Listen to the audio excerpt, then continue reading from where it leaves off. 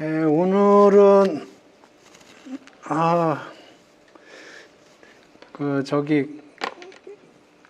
헷갈려하는 것 같아서 그 이자율 내용을 조금 아주 간단한 것들 위주로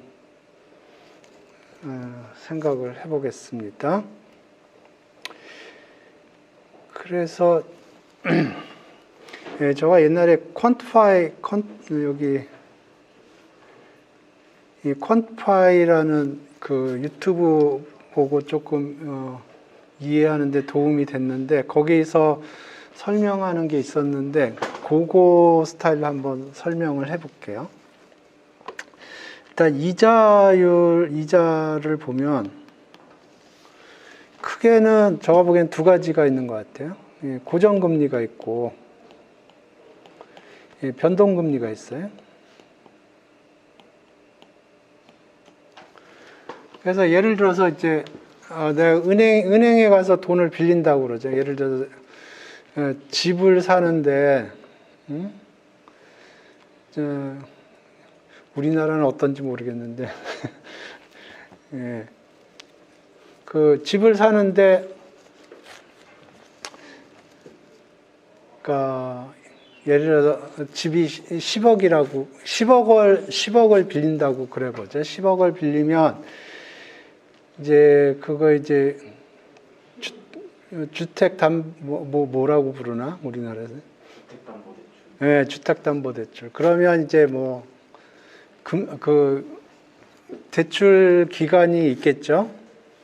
얼마나 돼요? 설정하기 나름. 설정하기 나름이 얼마 정도 돼요?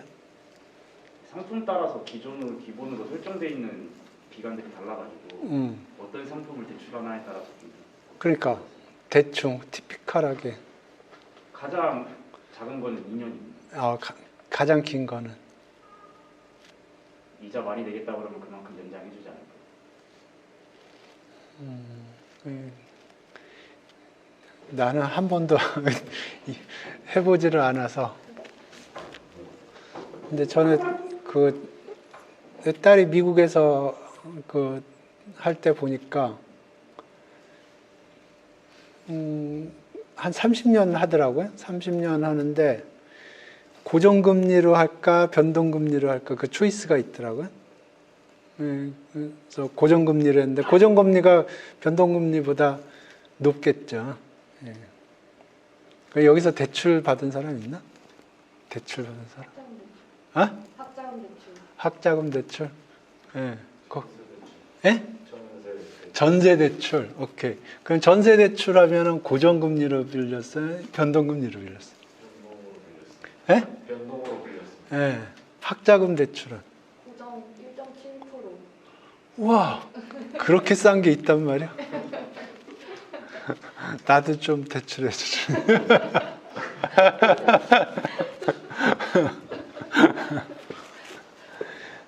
고정금리는 고정으로 가는 거고, 변동금리는 매번 바뀌는 거고, 그지? 안 바뀌어? 그 일정 기간 6개월마다 바뀌었던 것 같아요. 6개월마다 바뀌어? 매달 바뀌는 게 아니고? 매달은 아니었던 것 같습니다. 응? 변동금리 보통 매달 바뀌지 않나? 전세자금 대출도 학생들한테 나오는 건 정부 기관에서 신용보증을 대신 해준 거라 금리도 낮고 변동성도 좀 최소한으로 가져가서 기간이. 아니, 변동금리라는 거는 금리에다가 플러스 알파일 텐데, 이게 기준금리가 매번 바뀔 텐데. 바꾸는 기간을 매달로 바뀌는 기준으로 안 잡았던 것 같아요. 상품 자체. 그래? 보통 매달 바뀔 텐데 아닌가? 학생들 대상으로 빌려주는 건 한도가 1억까지로 맥스가 상한이 돼 있어서. 나도 1억인데.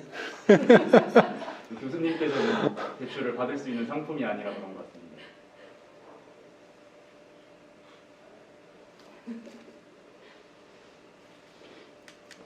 그래서 고정금리라고 하면 여기 혜택 보는 사람들이 많네. 고정금리라고 그러면은 그 금리가 고정이 되는 거지. 그러니까 매달 낼 돈이 고정이 돼 있는 거지. 그럼 은행 입장에서 보면은 고정금리가 변동성이 없는 건가? 변동성이 있는 건가? 그러니까 개인 입장에서 보면 고정금리라고 그러면 고정해서 매달 돈을 내는 거잖아. 고정된 금액을. 그러면 은행 입장에서 봤을 때 이게 고정돼서 돈이 들어오는데, 그러면 그게 은행 입장에서는 고정된 수입으로 볼 수 있는 건가? 아니면은 굉장히 수익이 볼라타일하다고 볼 수 있는 건가? 예? 아니, 은행 입장에서도 돈을 받는 건 똑같지. 예를 들어서 모든 변수가 예, 동일하다는 통제 하에는 예, 고정적으로 받는 게 스탠다드 할 텐데 예. 지금처럼 이자가 급격하게 바뀌거나 뭐 환율의 문제나 그런 것들이 있으면 고정금리를 가져간다고 하더라도 은행 입장에서는 더 손해가 가질 수 있는 리스크가 지어요. 리스크가 있는 거지. 왜냐하면은 은행 입장에서는 고정으로 돈을 받기는 하지만 은행이 자금 조달하는데 드는 이자는 변하잖아요. 그러니까 전체적으로 봤을 때 고정금리라는 건 굉장히 하이 리스크한 상품인 거지. 은행 입장에서 봤을 때는 고정금리를 많이 팔면 팔수록 그 자기가 그 리스크를 떠안는 게 되는 거지. 이해가 되나요? 그러니까 고정금리를 비싸게 받는 거지. 변동금리는 예를 들어서 내가 그 은행이 변동금리로 대출을 해줬다고 그러면 은행 입장에 이제 그 고객 입장에서는 이제 매달 내는 돈이 바뀌겠지. 그지? 매달 돈을 내는 돈이 바뀔 텐데 은행 입장에서 보면은 들어오는 돈이 매달 바뀌지만 그 은행이 자금을 융통할 때 드는 비용도 같이 변하기 때문에 이게 상쇄가 되는 거지. 그러니까 은행 입장에서는 변동금리라는 게 리스크가 적은 거지. 이해가 돼요? 예. 오케이.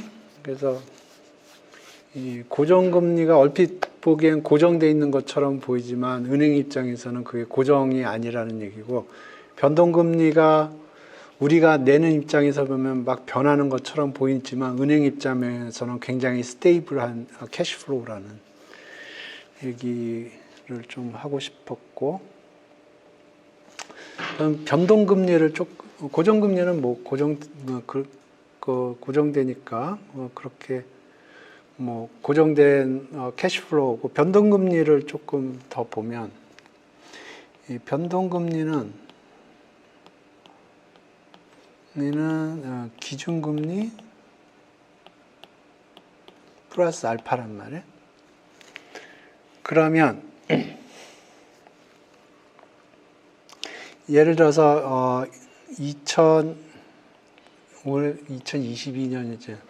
예를 들어서 내가 12월 15일 날 돈을 내야 돼. 돈을 내야 돼. 그러니까 오케이. 오늘이 10월 11일이니까 10월 오늘 10월 11일이에요, 오늘이. 근데 내가 2022년 11월 1일 날 이자를 지급해야 돼. 변동금리로. 오케이? 그러니까 지금 현재는 10월 11일이고, 근데 내가 11월 1일 날 변동금리로 이자를 내야 돼. 그러면 지금 내가 낼 돈이 얼마인지 확정이 돼 있나?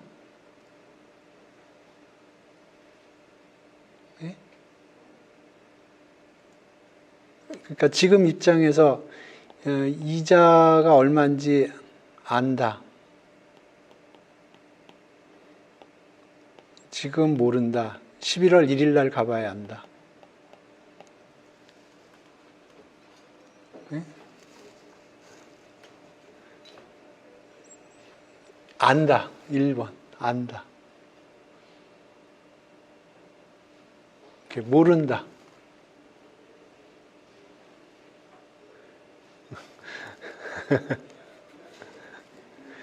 이거는 안다가 맞아요. 그러니까 이 11월 1일 날 이자를 지급을 하는데 실제 이자가 언제 픽스되냐면 한 달 전에 픽스돼요.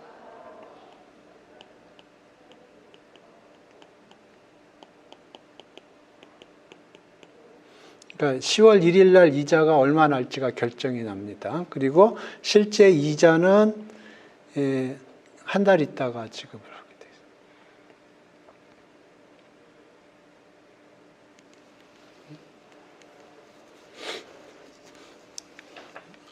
하게 돼요. 조금 더 얘기를 하면 floating rate note라고 있거든. floating rate note. 이거는 채권이에요. 채권인데 변동금리 채권이에요.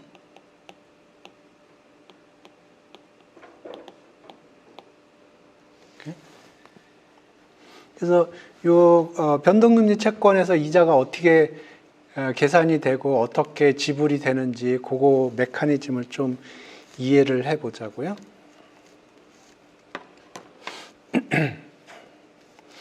그래서 우리나라 기준금리가 뭔지 모르겠는데 그냥 파이낸스 책에 있는 걸로 얘기를 하면 이거 3개월 미국은 3개월마다 주나 6개월마다 주나? 6개월 우리나라는 어떻게 되나? 3개월마다 주나? 채권이? 6개월마다 주나? 6개월이라고 그럽시다.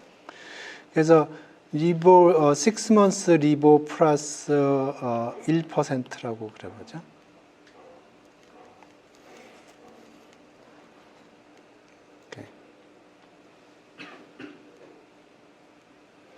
그래서 페이스는 그냥 100이라고 하겠습니다.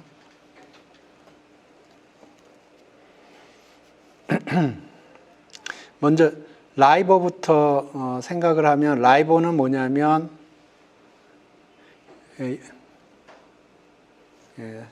구글링하는 게 더 정확하겠죠.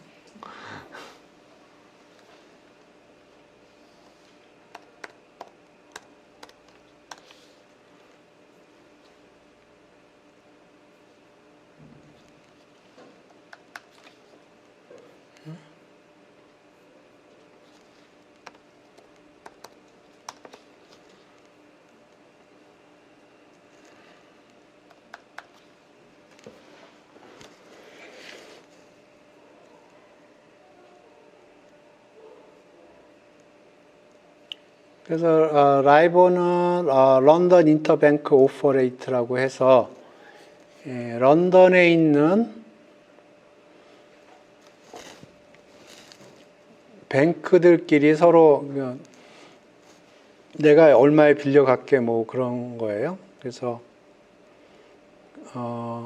런던에 있는 그러니까 그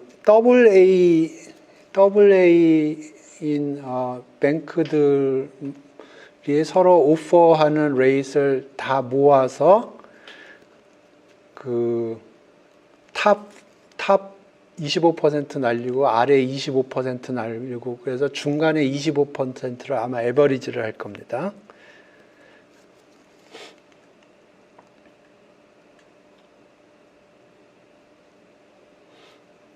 오케이. 그래서 봅시다. 그래서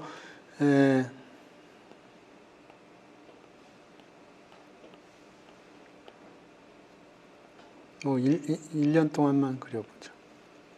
그래서 여기 지금 현재 여기에 있다고 그려보죠. 그래서 지금 샀어요. 그래서 지금 라이보 6months를 보니까 지금 여기서 지금 여기서 6개월간의 라이보 6months를 보니까 예를 들어서 3%라고 그래보죠. 이렇게. 그러면 여기 이자율은 3% 플러스 1%니까 4%가 되겠죠. 그러면 여기 플로팅 레이트는 이자율을 이렇게 표시하는데 이거는 100원에서 곱하기 4%의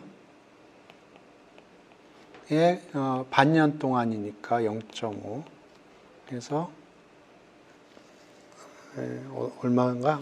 2원인가? 그러니까 2가 되는 거예요. 그래서 포인트는 뭐냐면 지금 현재 라이보 레이트를 보고 6개월 있다 돈을 얼마 지불할지가 결정이 되는 거예요.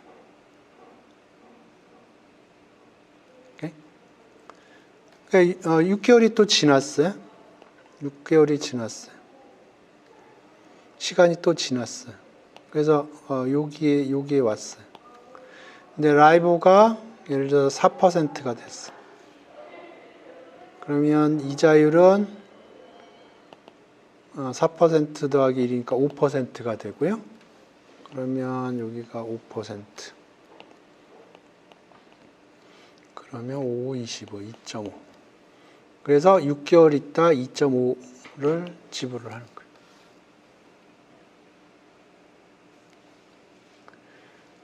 그러니까 얘기하려고 하는 포인트는 뭐냐면 요때 지불하는 요게 요 당시에 결정이 되는 게 아니고 6개월 전 요때 이 금리가 결정이 되는 거예요.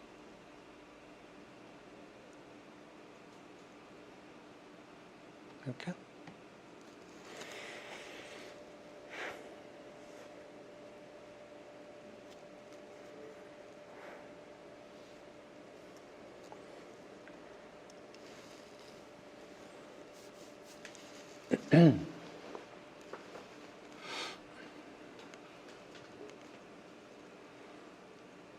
그래서 그 변동금리라고 하면 그 변동금리에 의해서 내가 돈을 얼마를 지불하는가 혹은 받는가는 그 돈이 왔다 갔다 하는 시점의 금리에 의해서 결정이 되는 게 이게 아니고 1개월이면 1개월, 6개월이면 6개월 전에 결정이 되는 거예요.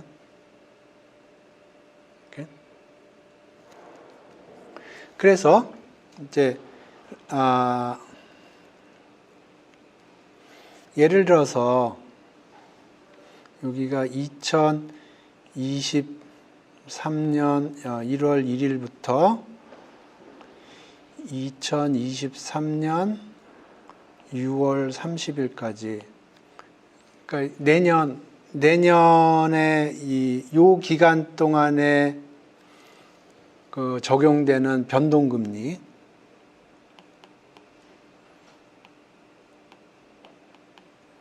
얼마일까 생각할 수 있어요. 지금은 오늘은 2022년 10월 11일이에요. 그러면 지금 현재 여기서 나는 시간을 보고 있고요.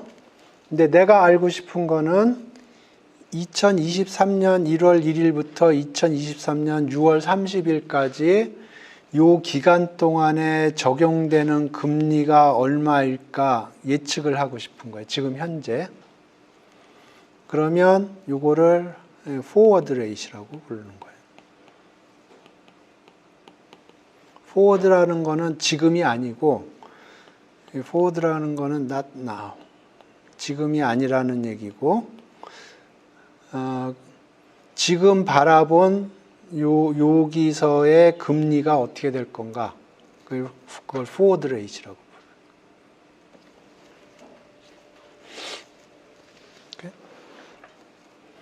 그러면 포워드 레이트는 어떻게 그러니까 요 기간 그러니까 변동금리가 있다고 그러면 변동금리채가 있다고 그러면 요 기간 동안에 변동금리채가 그러니까 라이벌 레이트를 주는 채권이 있다고 그러면 요때 요 기간 동안에 그 이자가 어떻게 될 거냐 하는 걸 보는 거예요. 그러니까 상황은 이래요. 지금 내가 있는 시점은 여기고 어떤 여기서부터 여기까지의 금리를 알고 싶은 거예요. 그러면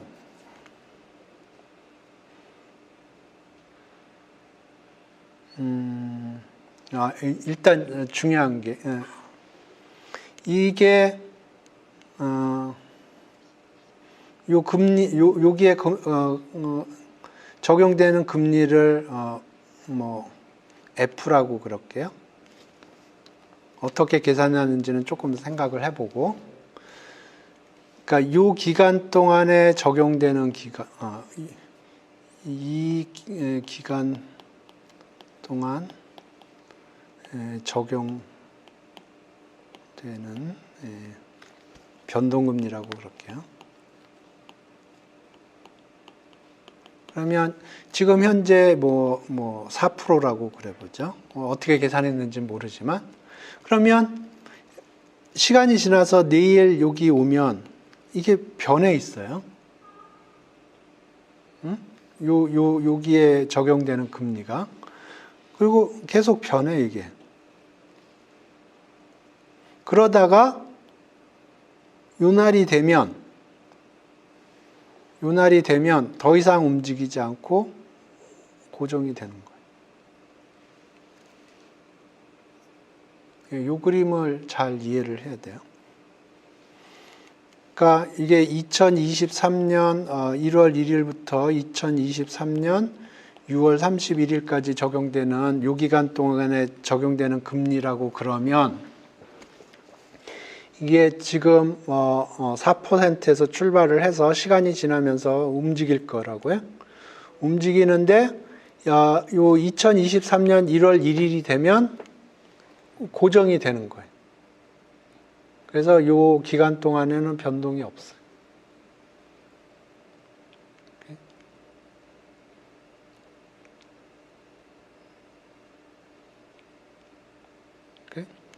그러면 요거는 어떻게 계산을 하냐 지금부터 좀 생각을 해보죠. 여기 now는 small t라고 그러고 여기를 뭐 t, t0, t1 이렇게. 그래서 요 기간 동안에 적용되는 금리를 지금 현재 어떻게 계산을 할 거냐. 그러면 시장에서 이때 1원을 주는 제로 쿠폰 본드의 가격을 산정할 수 있다고 그러면 그거 가격이 이렇게 될 거예요.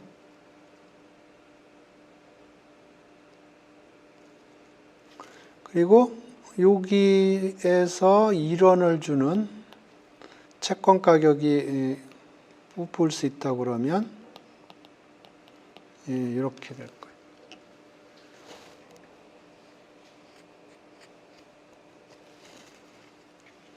그러면 지금 T0랑 T1에서 1원이라는 게 그때 당시 받는 이자를 이거는 제로 쿠폰 본드를 생각을 하는 거예요. 1원을 지불하는 제로 쿠폰 본드를 생각을 해요. 그러면 1원이 여기 T0에서 1원이라는 게 할인이 된 게 요게 될 거고, T1에서 1원을 주는 채권을 할인을 한 게 요게 될 거예요. 그러면 요 T1에서 이렇게 할인을 하는 거는 T1에서 T0로 할인을 하고 T0에서 T로 할인을 하는 스텝으로 생각할 수가 있어요. 오케이. 그러면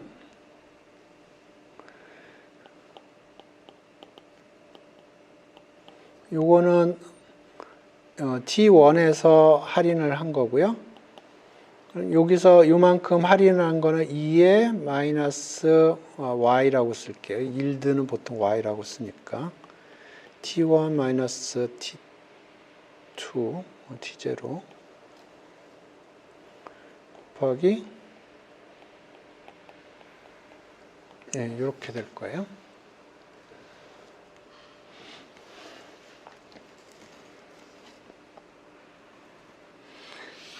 그래서 지금 요거하고 요거가 시장에서 마켓에서 마켓 데이터가 있다고 그러면 마켓 데이터로부터 요 값이 주어진다고 그러면 y는 마이너스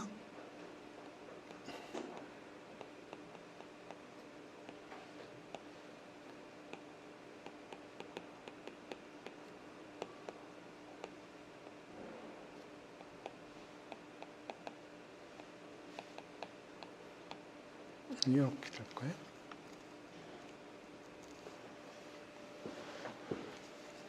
그래서 아까 4%라고 얘기했던 게 요 값을 의미하는 거예요. 그러면 매일 시장에서 요거 값들이 변할 거고요. 그러면 요 일드 요 레이시 변할 거예요.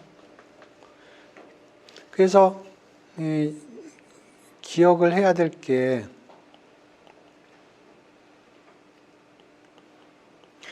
요 기간 동안에 적용되는 금리가 제로에서 출발한다고 그러면 여기 처음에는 이렇게 랜덤하게 변해요. 이렇게 랜덤하게 변하다가 요 시점이 되면 여기서 고정이 되는 거예요.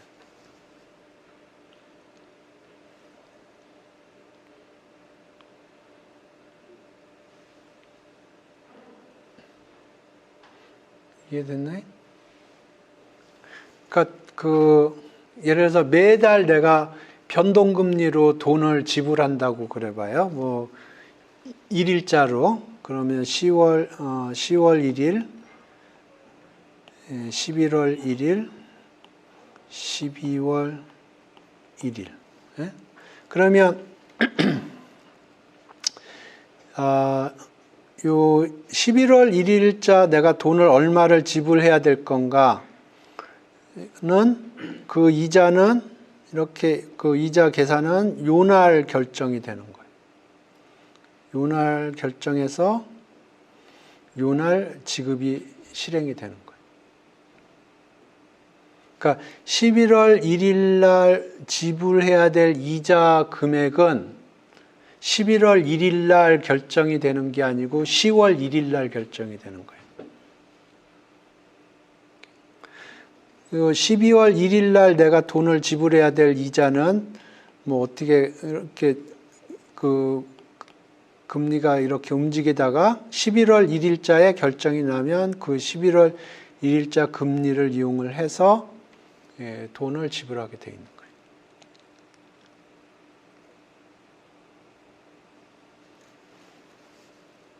그러니까 얘기하려고 하는 포인트는 내가 12월 1일 날 돈을 얼마를 지불할 건가는 12월 1일 날 결정이 되는 게 아니고 11월 1일 날 한 달 전에 결정된다는 거예요. 매달 내가 변동금리로 돈을 지불한다고 그러면 12월 달에 낼 돈은 12월 달에 결정이 되는 게 아니고 11월 달에 결정이 되는 거예요. 한 달 전에 결정이 된다는 거예요. 그러니까 여기서도 그러니까 돈을 요날 돈을 지불할 텐데 요날 돈을 지불할 텐데 그러니까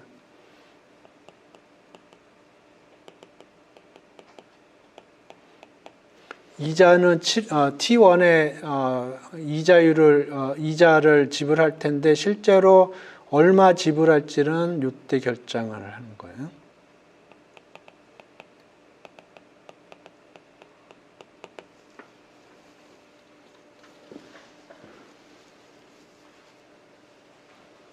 이해 됐나요?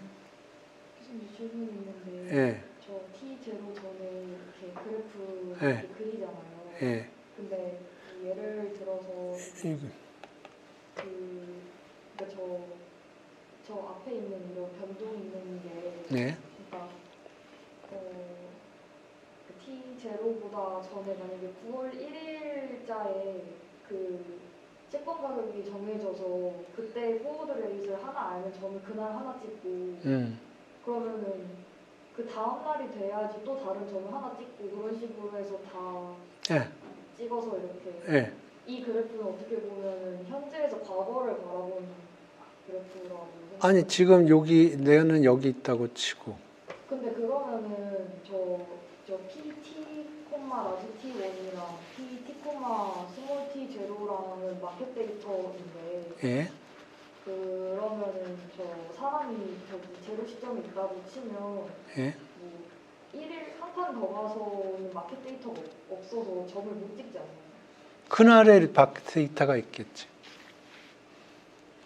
주식으로 생각을 해봐. 주식은 매일매일 주가가 생기잖아요.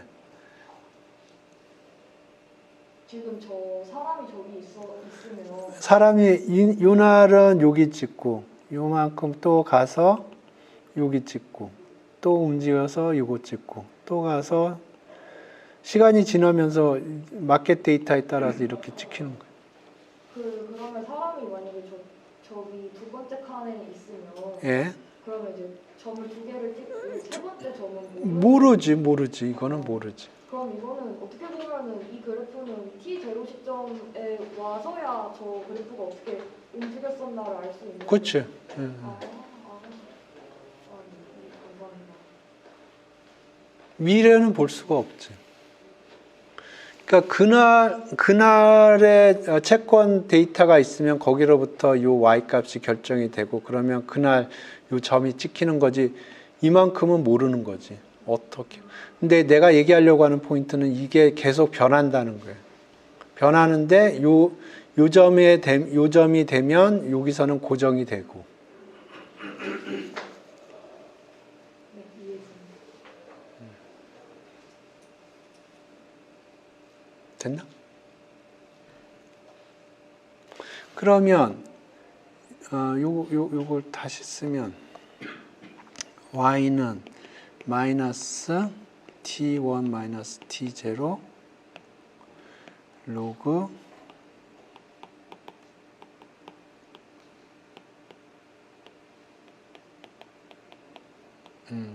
요거란 말이야. 그러면 요거는 그날 채권 가격을 알면 요게 커런트, 요게 커런트고 요게 만기에.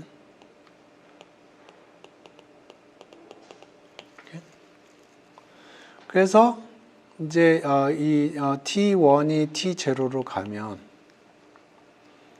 이게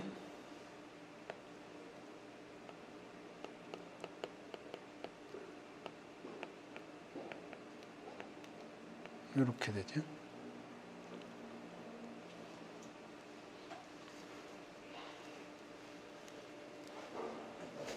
이 스몰 t는 고정이 돼 있는 거고, 스몰 t는 고정이 되어 있는 거고, 캐피탈 T 쪽으로 미분을 거는 거라고.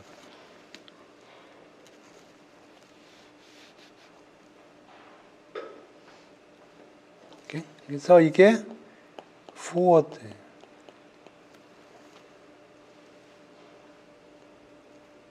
instantaneous forward rate.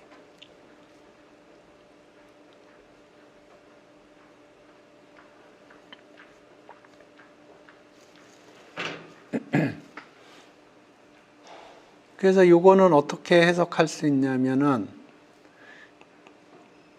지금 시점에서 어떤 특정한 시점, 요 순간적인 요 인터벌에 적용될 금리가 어떻게 될 건가 지금 그거를 바라보는 거예요.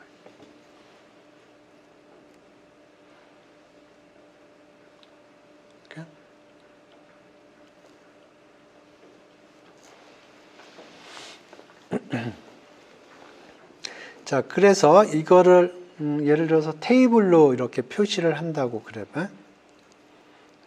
그래서 이게 퍼센테지 유닛으로 쓸게. 그래서 3.1, 3.2, 3.3, 3.2 이렇게 됐다고 그래 봐. 오늘. 이게 이제 하루 단위로 되어 있다고 생각을 하고, 그래서 오늘 내가 이 오늘 포워드를 오늘 기준으로 FTT를 계산을 했더니 이렇게 나왔다고 그래 봐요. 오늘 기준으로. 이게 데일리라고 그래 보죠.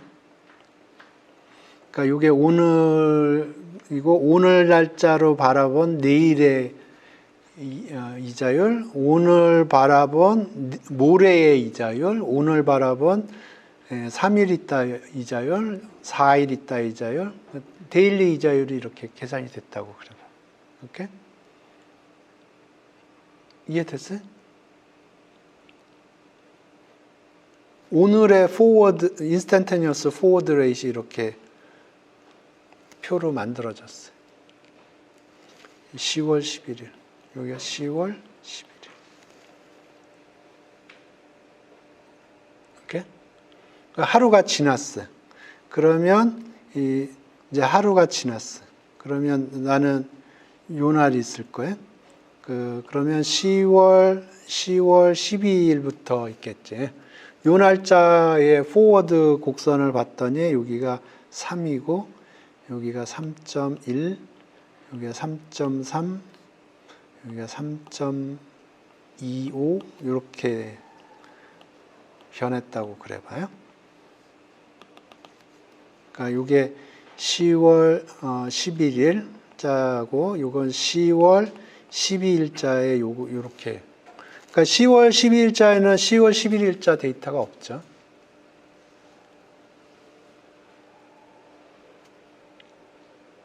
그죠? 그래서 10월 13일이 됐다고 그래 보자. 그러면 여기가 10월 13일이고요. 여기가 3.1이 됐다고 그러고 여기 3.2, 여기 3.3 이런 식으로 변했다고 그러죠. 이렇게? 지금 이 테이블이 뭘 의미하는지는 이해가 돼요? 그러니까 매일매일 이제 채권 가격이 있을 거고 그 채권 가격으로부터 이 포워드 레이스를 계산한 거예요. 그러면 요거를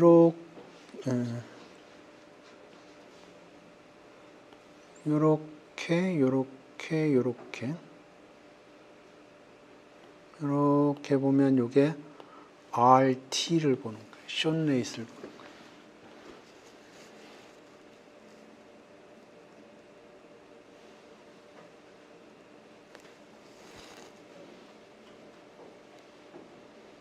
그러니까 어떻게 보면 여기서 대각선을 따라서 이렇게 보는 거고 어떻게 보면 포워드 레이스의 가장 첫 번째 걸만 쭈르륵 따오는 게 숏 레이스예요.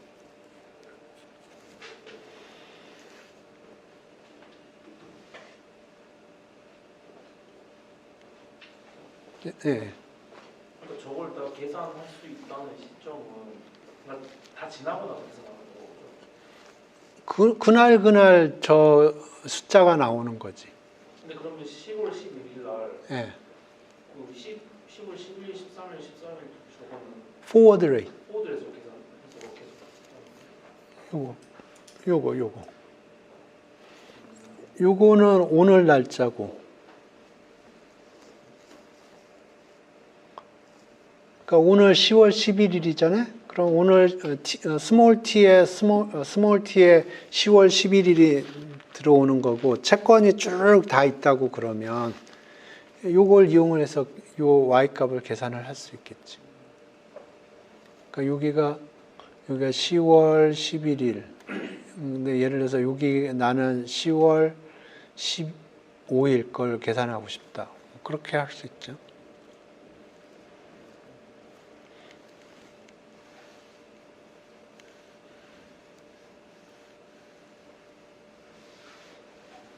됐어요?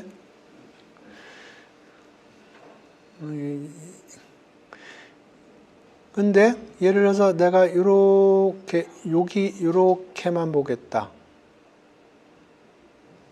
그러면 요거는 FT 여기 10월 15일이네요.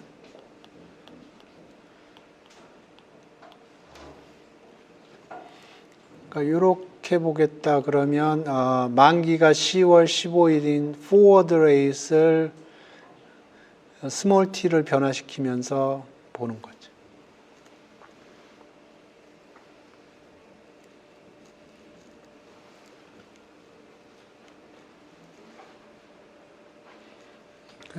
그래서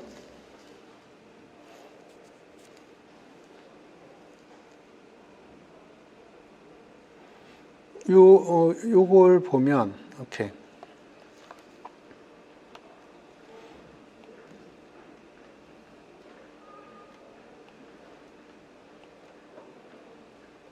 네, 스키미틱하게 좀 그려볼게요.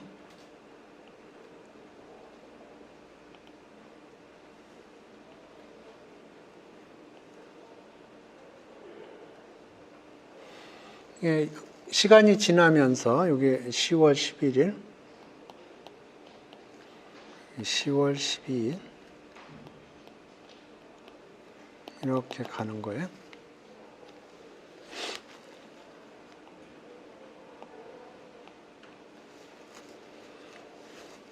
여기 10월 11일, 10월 12일 이렇게 가는 거고 이거는 캐피탈 T예요.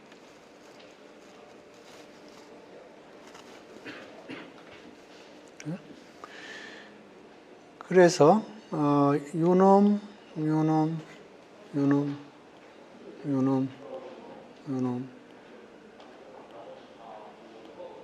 요거가 요게 숏레이트예요. 그래서 숏레이트 그림을 그리면 시간이 지나면서 이렇게 움직이는 거예요.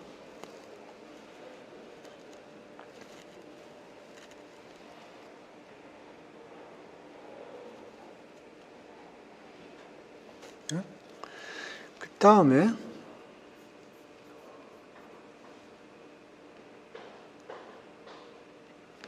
어떤 특정한 시점, 뭐 예를 들어서 이게 10월 3, 4, 5, 6, 10월 16일이라고 그래요. 그러면 그 10월 16일자 요걸 쭉 따라가면 요건 forward rate이에요.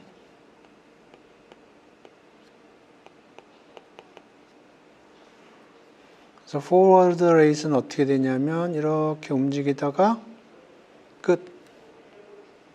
더 이상 안 움직여요.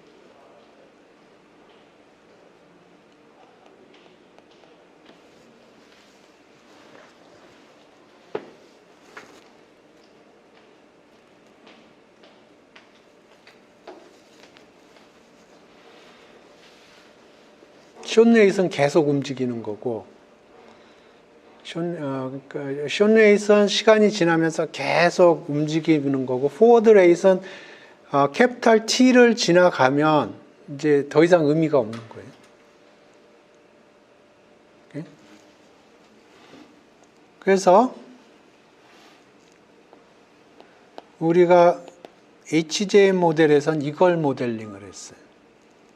그러면 요거는 요게 포워드 레이시니까 이거는 만기가 있고요. 만기 전에 이렇게 움직이고 만기가 딱 되면 여기서 스톱하는 거예요. 시간이 이렇게 흐를 거고요. 흐르면서 FTT는 이렇게 움직일 거고 요거는 만기가 딱 되면 더 이상 안 움직이는 거예요. 그래서 이거를 우리가 모델링을 DT, DW, 시그마 TT 이렇게 한 거고 여기 뮤 Q TT 이렇게 한 거예요. 그래서 보면 여기서 이 캐피탈 T는 고정이 되어 있는 상태예요.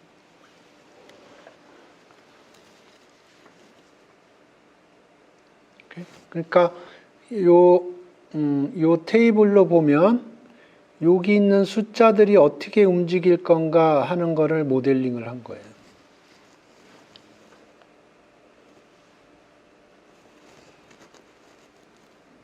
이렇게.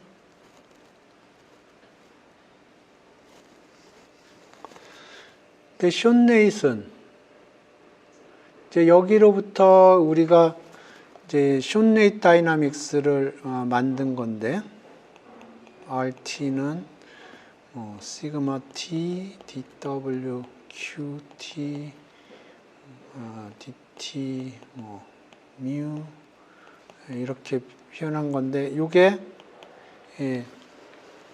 계산이 됐어요. 이전에 어떻게 계산이 됐냐면 요거는 여기서 요 캐피탈 T에다가 스몰 t 집어넣어주면 됐어요. 그러니까 시그마 T는 어떻게 주어졌냐면 여기서 캐피탈 T에다가 스몰 t를 넣었으면 됐어요. 그 다음에 요거는 요거에 의해서 결정이 났었어요.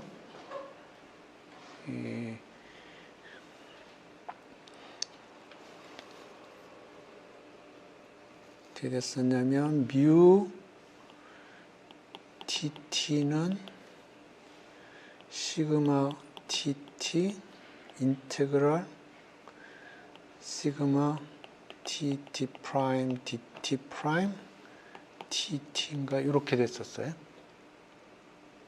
그러니까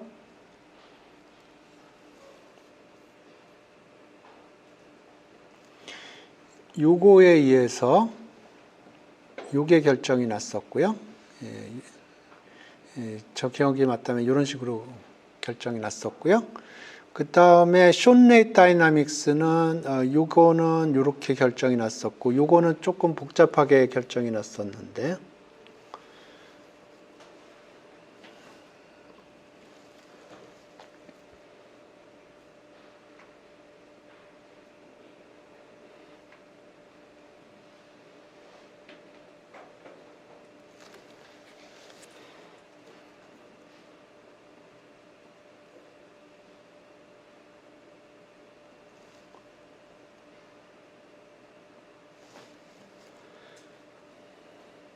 그래서 지금 요 다이나믹스가 캐피탈 T가 고정이 되어 있는 거고요.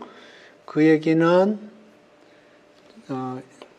요렇게 움직이면서 요거를 모델링을 한 거예요. 요거를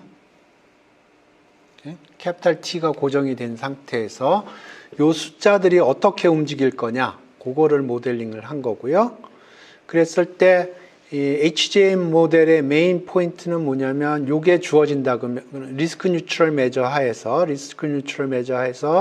요게 주어진다고 그러면 요 드리프트 텀이 요렇게 결정이 된다는 거예요. 저가 쓴 게 맞았네요. 네,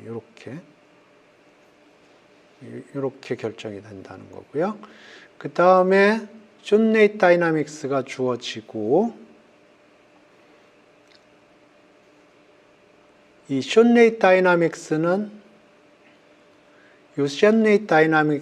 뭐냐면은 여기서 봤을 때 지금 포워드 다이나믹스는 요 숫자가 어떻게 변할 거냐 하는 걸 모델링을 한 거고요. 숀 네이트 다이나믹스는 이렇게 갔을 때 요게 어떻게 움직일 거냐 하는 거를 모델링을 하는 거예요. 그래서 이렇게 되는데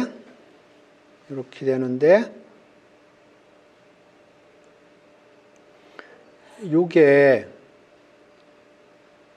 이렇게 결정이 돼요. 그러니까 요게 지금 여기서 캐피탈 T에 스몰 t가 들어간 거예요. 그 다음에 요 드리프트 텀은 보면 요게 지금 이 함수고요. 그 다음 요게 이 함수고, 그리고 이 함수는 이 함수에 의해서 결정이 되고, 다음 요거가 요 함수죠.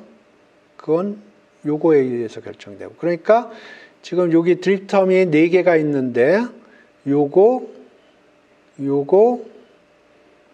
모두 다 요거에 의해서 결정이 되고요. 그 다음에 요거는 이니셜 텀 스트럭처에 의해서 결정이 되는 거예요. 요게 뭐냐면 F0T라는 게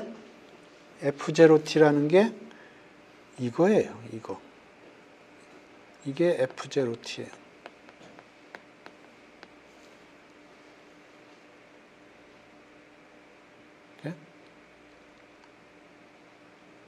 요 다이어그램을 잘 생각을 해보셔. 제가 그 퀀트파이에서 처음 봤는데 굉장히 그 항들을 이해하는 데 도움이 되더라고요.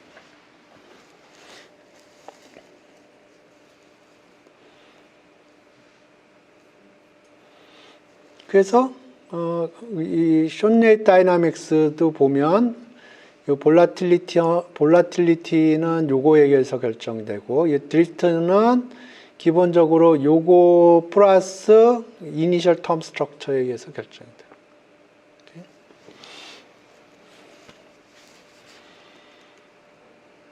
오케이.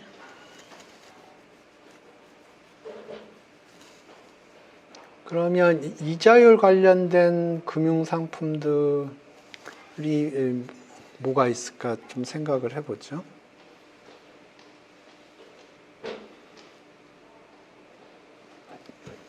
그러니까 뭐 채권이 있겠죠. 채권도 종류가 여러 개가 있는데 제로 쿠폰 본드가 있을 거고, 그러니까 제로 쿠폰 본드는 그냥 쿠폰이 없어요. 쿠폰이 없고 맨 마지막에 원금만 주는 거예요. 그러니까 예를 들어서 원금이 1억이다. 그러면 처음에 살 때 할인을 해서 사겠죠. 예? 예. 그래서 그 할인된 금액만큼의 이익이 발생하는 거고, 그 다음에 이표채가 있을 거고요.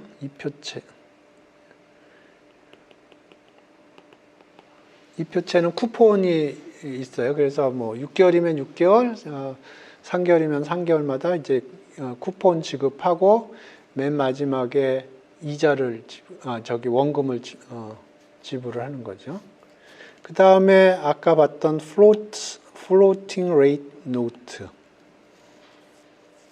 이거는 이자를 지불을 하는데 고정된 이표를 지불을 하는 게 아니고, 그러니까 이건 고정금리라고 고정금리 채라고 얘기를 해야 되나? 그러니까 이자를 지불하는데 고정된 금액을 지불을 해주는 거고, 이거는 이자를 지불하는데 변동에 그때 달라요.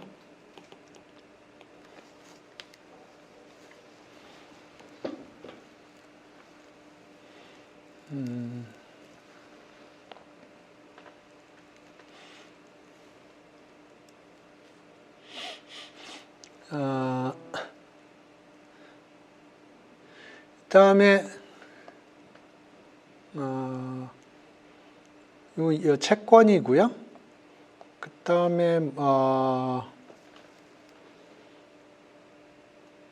단기로 운용되는 단기로 단기채라고 해야 되나? 오버나잇, 티피컬리 하루씩 되는 거예요. 이거는 우리나라 시장 어떻게 되는지 모르겠는데 책만 봐가지고 이거는 그러니까 미국 기준으로 생각을 하면 페더럴 리저브가 있고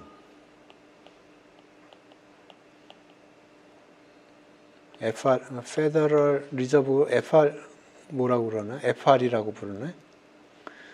페더럴 리저브가 있고요. 그 다음에 은행들이 있어요. 그러면 은행들이 우리나라도 아마 비슷할 겁니다. 은행들이 자기네들이 그러니까 지불해야 될 돈이라고 해야 되나? 그러니까 그 일정 부분을 어떻게 계산하는지는 잘 모르겠는데 일정 부분의 돈을 페더럴 리저브에다 적립을 해놔야 돼요. 근데 뭐 다른 은행도 있을 거고. 근데 여기 뭐 딱 그 리콰이어먼트 정도만 남기면 되고 뭐 나머지는 그 사실 돈을 굴릴 수 있으면 굴릴 수 있는 게 좋잖아요. 그러니까 최소한으로 하는데 예를 들어서 이 은행은 돈이 조금 남았고 이 은행은 돈이 조금 더 필요해. 그러면 요 사람이 얘한테 돈을 빌려주는 거예요. 매일매일. 하루짜리로. 그래서 그때 이자를 지급을 하는데 그거를 뭐라고 기억이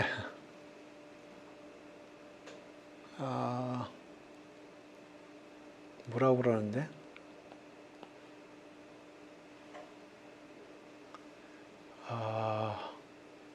요새 기억력이 떨어져가지고.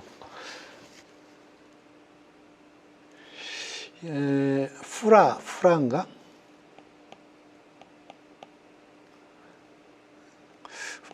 프라가 맞는 것 같은데? FRA.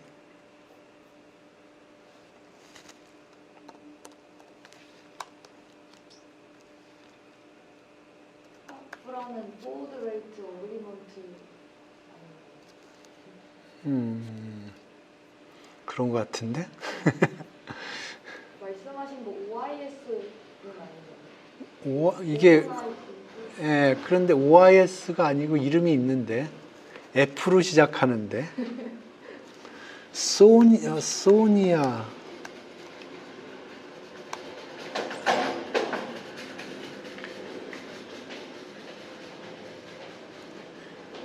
소니아는 영국 거고 이오니아가 그러니까 소니아가 영국에 해당하는 게 소니아고 그다음에 이오니아인가? 이거는 EU 쪽. 예, 이오니아.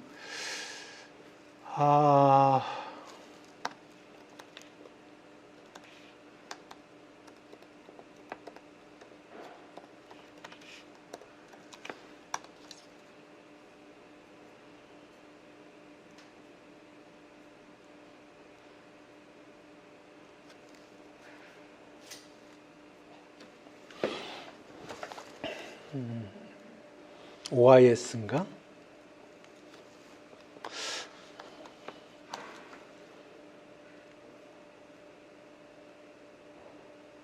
아닌데?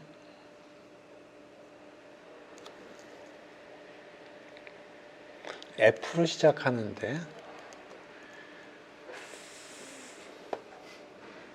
페더럴 무슨 레이트인데? 페더럴 Federal Fund Rate.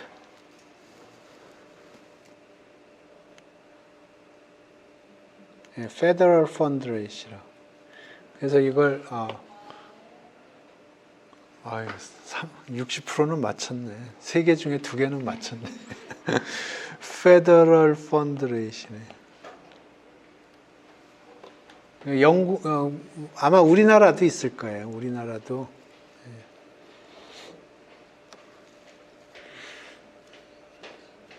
근데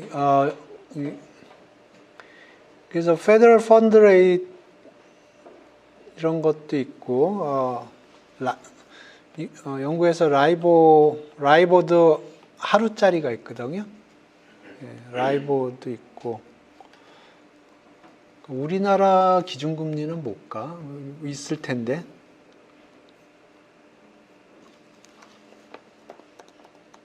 하루짜리. 우리나라.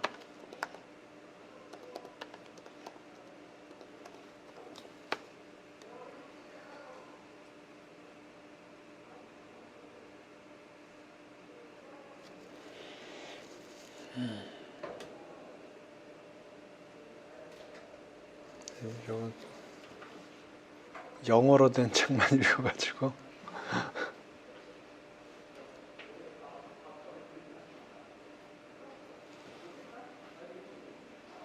우리나라 단기 금리 뭐가 있어요?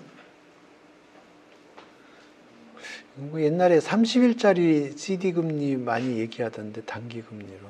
네. 30일보다 짧은 금리가 있을 거는 같은데. 오케이. 그 다음에 뭐 여러 가지가 있는데, 내가 보기엔 여러분이 제일 필요한 거는 요 3개, 이 3개가 어떻게 다른지 그걸 이해하는 게 굉장히 제일 중요한 것 같아요. 그러니까 요렇게, 그 다음에 요렇게, 요렇게. 요 3개가, 그 다음에, 금융상품 같은 경우에 훌책에 보면 굉장히 많이 있고, 이거 외에도 본드 옵션이라고 있어요. 그러니까 이거는 옵션인데 언더라잉이 본드인 거예요. 근데 얘기를 들어보니까 이게 본드 옵션 자체로 트레이딩이 되는 게 아니고, 보통 본드를 사고 팔 때 여기에다 플러스 풋 권리를 주거나 아니면 콜 권리를 주는 거예요. 그러니까 예를 들어서 이제 본드를 팔았는데 여기에 콜 권리가 있다는 거는 본드를 팔아가지고 이제 자금을 융통한 회사에서 그 채권을 콜을 할 수 있는 거예요. 그러면 요거에 대한 프라이스가 붙어 있는 거죠. 반대로 이제 채권을 팔았는데 채권을 가지고 있는 사람이 이거를 던질 수 있는 권리가 있는, 그러면 여기가 이쪽 파트가 이제 본드 옵션이 되는 거예요. 교수님, 권리는 예. 기관 이외에 개인도 판매가 안 예? 되잖아요. 예? 기관에서밖에 권리는 판매를 할 수 없지 않나요? 아니 이 채권을 발행을 할 때 그런 권리를 붙여서 파는 거예요. 그러니까 예를 들어서 그냥 팔면 잘 안 팔리니까 이걸 붙여서 팔면은 잘 팔리겠지.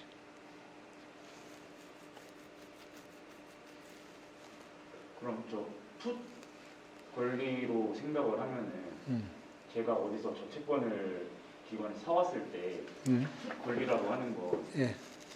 제가 산 채권에 대해서 판매를 했을 때, 재판매를 했을 때 그거를 다시 사올 수 있는 권리를 주는 거 아니면 추가적으로 또 매입을 할 수 있는 권리를? 풋권리라는 거는 채권을 그 채권 발행기관한테 던지는 거지. 아, 제가 산 거를 얼마에 팔겠다라는 권리를. 그러면 이제 그 채권을 판 사람이 받아주는 거지.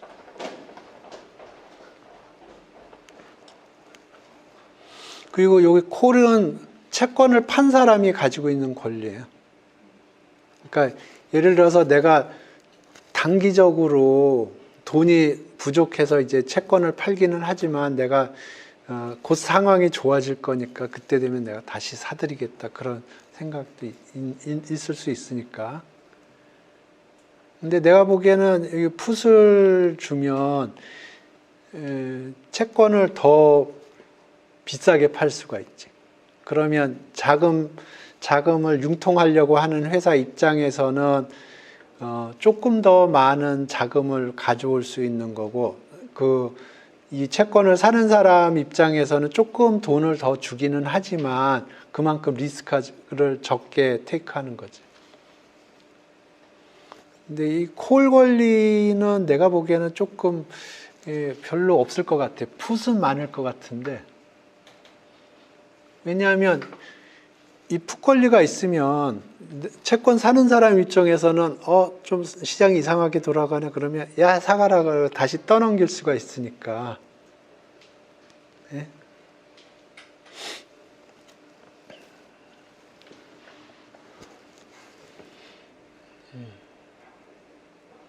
그래서 그 본드 옵션은 본드 옵션 자체로 있는 게 아니고 본드가 발행이 될 때 거기에 부가적으로 붙여져서 발행이 되는 것 같아요. 그래서 이런 거 할 때 뭐 본드 계산도 필요하지만 요 권리 분석도 해야 되니까 그런 게 있고, 그리고 사실은 제일 큰 시장이 스왑 마켓이 제일 크다고 그러더라고요.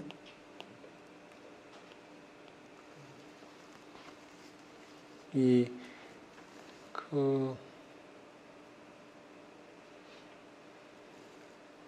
수압은 그러니까 이자율 수압이 있고 그게 그 훌책 보니까 이게 이자율 시장에서 50%가 넘더라고. 이게 뭐 한 58% 정도 되나? 그 다음에 커런시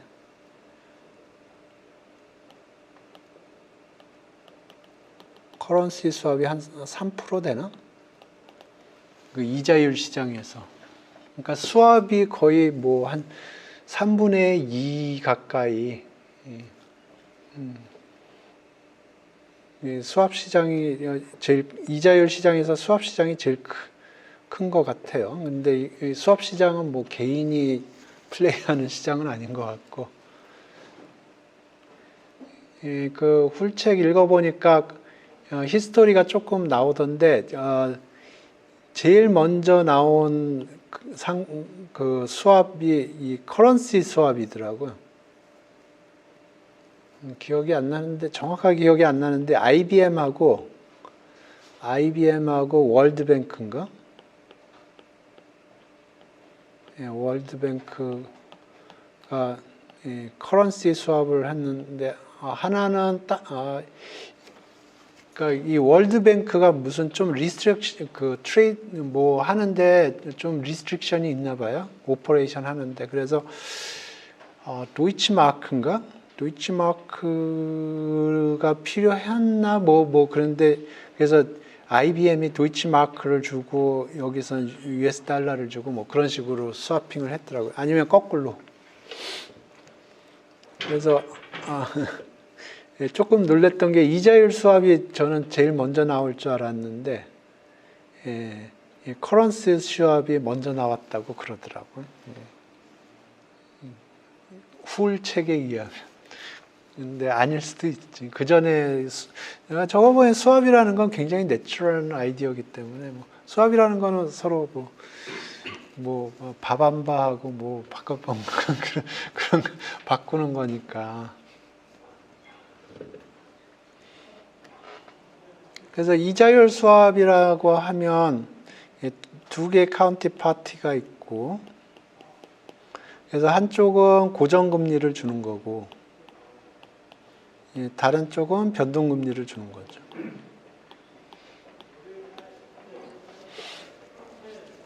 그래서 이게 한 번 하고 끝나는 게 아니고, 기간을 정해서 상당히 굉장히 좀 오래 하는 것 같더라고요. 그래서 예를 들어서 10년 하는데 6개월에 한 번씩 한다. 그러면 예를 들어서 한쪽에서는 변동금리를 주고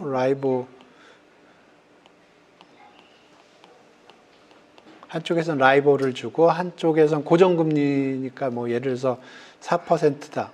그러면 한쪽에서는 라이보를 계속 주는 거고 다른 쪽에서는 4% 이자를 계속 주는 거죠.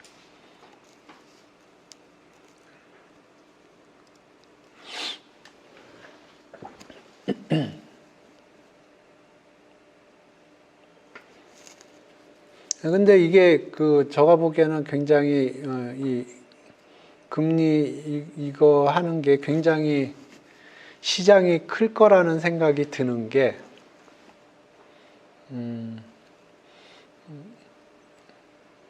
얘기를 들어보니까 모기지 마켓이 제일 굉장히 큰 것 같아요. 모기지 마켓이. 스페링이 맞나?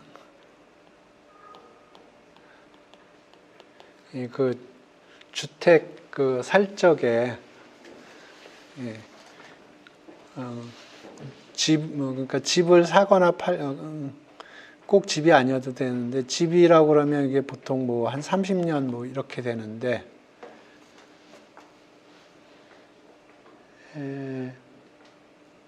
보통의 경우에 이거 고정금리로 많이 하거든요.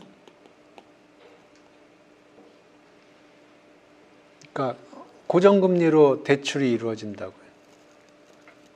근데 이제 집을 사는 입장에서는 이제 고정금리로 대출을 받아서 산 거고 그 사람은 이제 고정금리로 이제 돈을 내는 거지. 근데 은행 입장에서 보면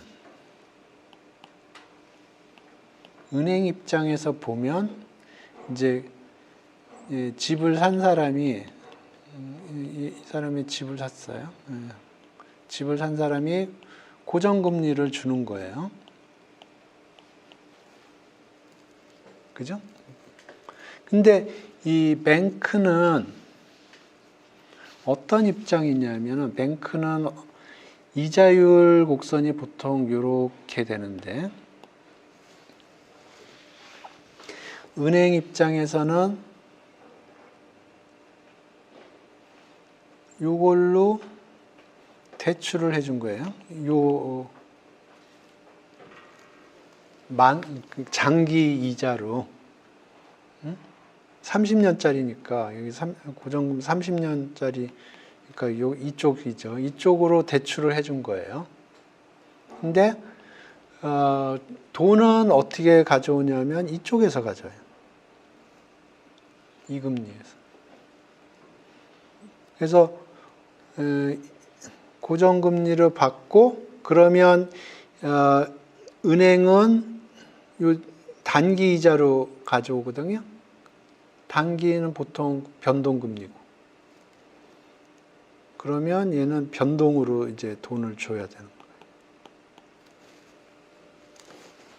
그러면 이제 보통의 시나리오라고 그러면 이제 예를 들어서 여기가 5%고 여기가 3%다. 그러면 대출을 할 때마다 2%씩 이제 돈을 따먹는 거죠. 은행 입장에서. 오케이, 이건 좋은 시나리오인데 이제 나쁜 시나리오는 이제 여기 이렇게 되는데 이게 올라가면 이제 문제가 생기는 거죠. 그래서 은행 입장에서 보면 들어오는 돈은 고정금리로 들어오는 거고 나가는 돈은 변동금리로 나가는 거고, 그죠? 예. 그래서 이제 은행이 이때 하는 게 보통 하는 게 이제 수합 시장에 들어가는 겁니다. 수합 시장에 들어가서 오케이. 여기서 내가 수합 시장에서 내가 변동을 쏴주고 고정을 이렇게 받으면 그러면 고정 받고 아니죠. 내가 고정을 주고 변동을 쏴주고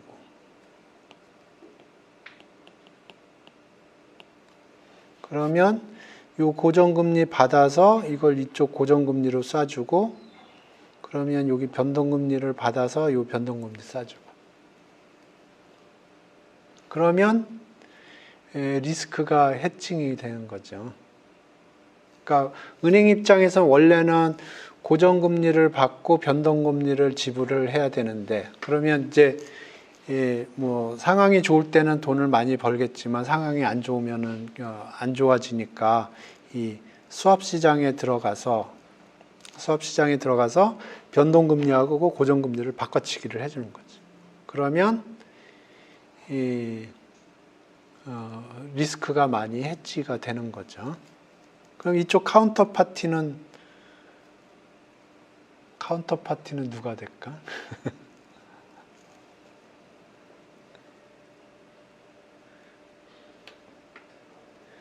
카운터파티가 있겠죠. 어디가 되나? 모르겠네.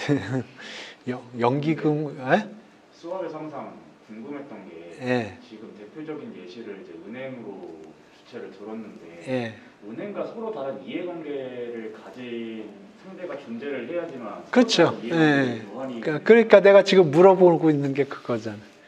그러면 누가 변동금리를 쏴줄 수가 있을까? 누가 변동금리를 쏴주고 고정금리를 받는 걸 선호할까? 그러니까 그렇게 함으로써 이제 조금 베니핏을 얻겠죠. 상대방이 누굴까?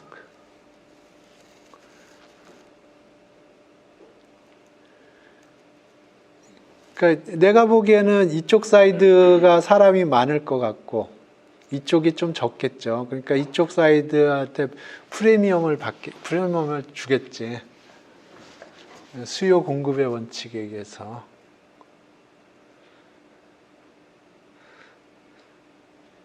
이쪽 사이드에 누가 있을까? 그러면 미국에 있는 은행이랑 한국에 있는 은행 간에서도 지금 기준금리가 서로 변동하면서 이자율의 차이가 발생이 되기 때문에 미국에서부터 지금 미국의 만약에 은행 이자율이 우리나라보다 높다라고 한다면 좀 높지 않나? 네, 그러니까 미국에서부터 고정을 가져오고 우리나라에 있는 변동을 주는 건 가능한가요? 그거는 커런시 수합도 들어가 있는 거지. 금리 수합 플러스 커런시 수합이지.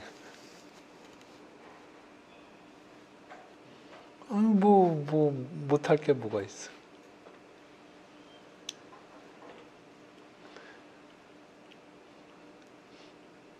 근데 레귤레이션은 있을 거예요. 전에 보니까 저기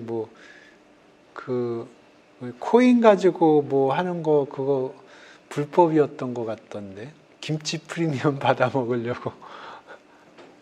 정확하게 룰은 모르겠는데. 그러니까 외국 돈이 와가지고 그러니까 외국에서 코인 사가지고 서울에서 팔면 30%인가 비싸게 팔렸다며.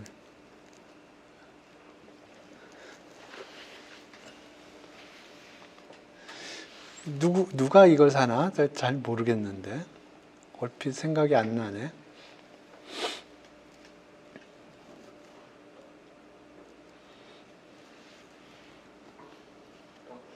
예? 딱 정해 있어서 카운터파티 리스크라고 부른다고. 예? 딱히 정해지지 않아서 카운터파티 리스크가 따른다고. 카운터파티 리스크라는 거는 카운터파티가 여기서는 카운터파티 리스크가 없는데 카운터 파티가 돈을 안 주면 나도 돈을 안 주면 되거든.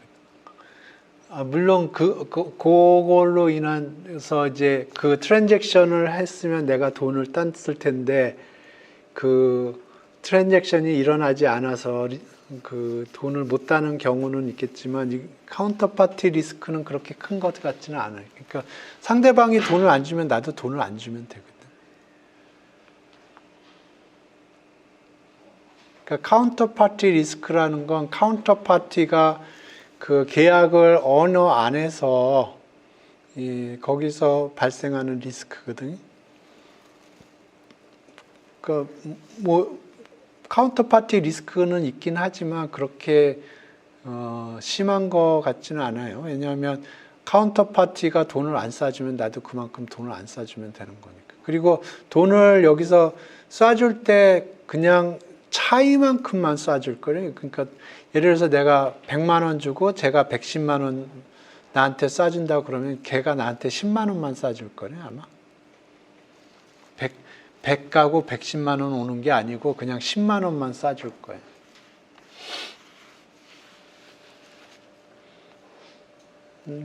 궁금하네. 그 유튜브에서 누가 얘기해주고 있지 않을까? 중앙은행에서 어느 정도 해주지 않을까요? 중앙은행에서 이런 거 하는 거는 아닌 것 같은데 중앙은행은 뭐 이런 중앙은행의 관심사는 이런 게 아니고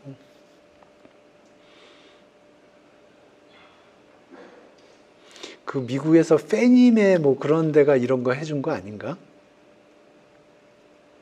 그 브로커가 브로커는 분명히 있고 리퀴디티 프로바이더 네. 여러 회사들이 하지 않나요? 아니 그러니까 그 프리미엄을 좀 받고 아니면 그 시장 공급자, 시장 조성자가 아니 누군가가 하니까 이게 되겠지. 가만 있어봐. 유튜브에서 누가 뭐라고 안 하나? 유튜브에 출석 안 하는 고수가 있을 수 있어. 조용한 거.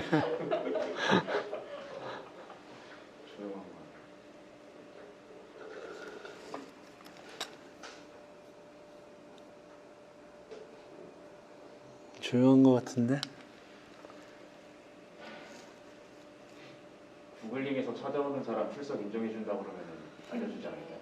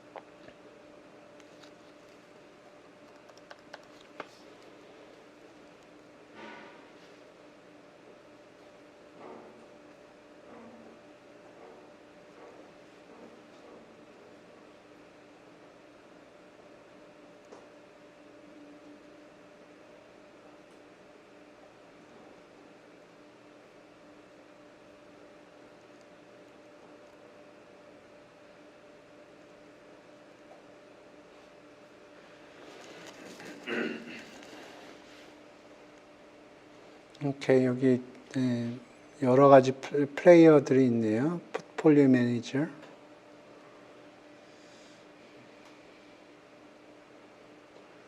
스페큘레이션 하는 사람들이 있고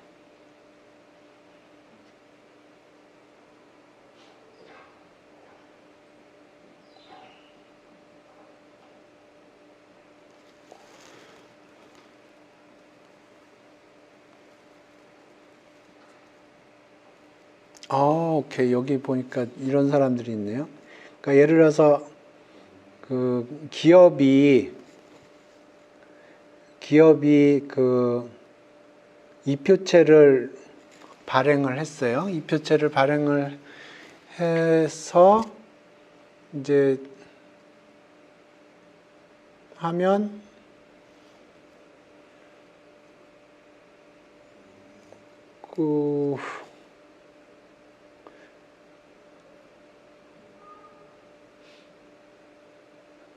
오케이. 그러니까 기업이 픽스 레이트 본드를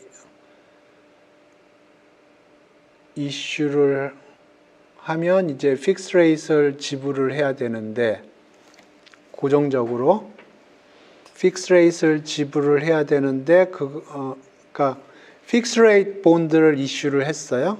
근데 그 사람들이 이제 수합 시장에 가서 픽스 레이트를 바꿔치기를 하면 변동금리로 바꿔치기가 되는 거죠. 그죠? 그러니까 고정금리채를 발행을 하면 이제 고정금리를 지불을 해야 되는데 수합 시장에 가서 변동금리로 이렇게 하면 변동금리를 프랙티컬리 변동금리를 발행 주게 되는 거죠.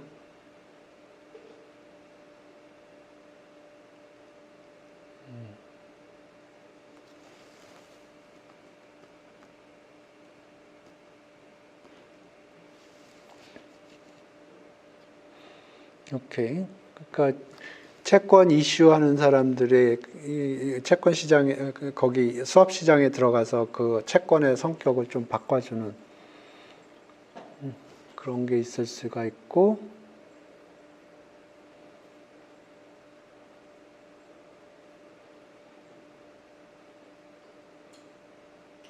오케이. 리스크 매니지먼트 입장에서 예를 들어서 은행들이 여러 가지 은행이나 다른 데서 보면 고정금리도 있고 플로팅도 있고 그런데 이제 그 중에서 남는 거 부분이 고정금리 부분이 있을 수도 있고 변동금리 부분이 있을 수도 있는데 그거를 조정하기 위해서 그 시장에 들어온다고 그러고. 오케이. 그 다음에 오케이. 변동금리로 돈을 지불하는 회사에서 이쪽으로 들어와서 고정금리로 바꿔주는 뭐 여러 가지 시나리오가 있네요. 네. 그래서 이런 수합 시장이 있고요. 그 다음에 수합션이라고 있어요.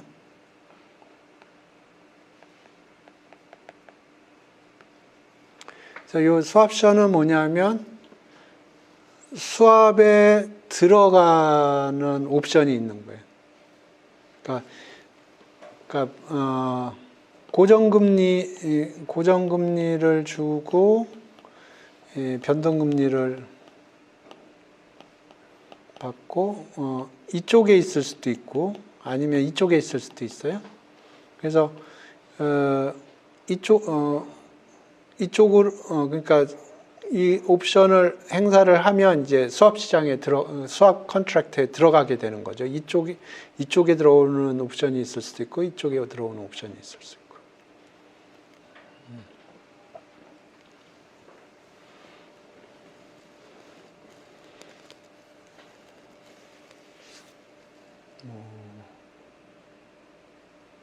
또 뭐가 있을까?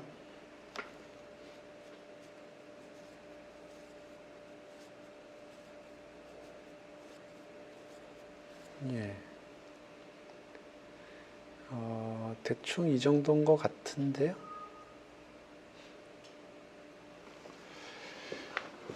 예, 그래서 오늘 되게 뭐 주저리 얘기한 것 같은데 사실은 요거를 저는 이해했으면 바래요. 이렇게 가는 거, 이렇게 가는 거, 이렇게 가는 테이블에서.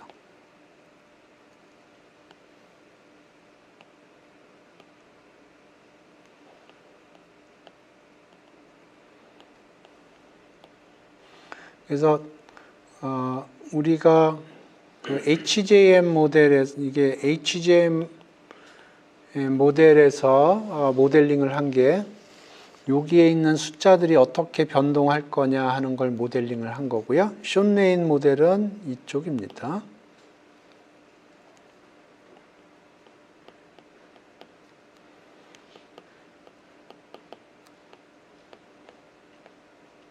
그 다음에 여기는 이니셜 텀 스트럭처예요.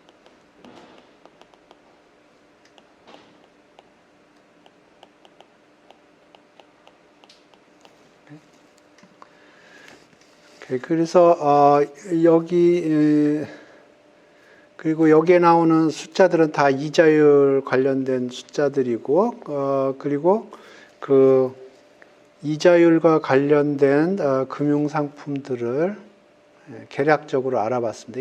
이거 이외에도 굉장히 많을 거예요. 제가 그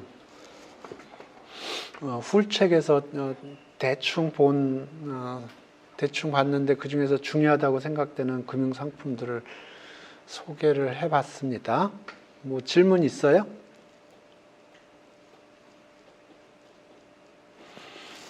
오케이, 그러면 시험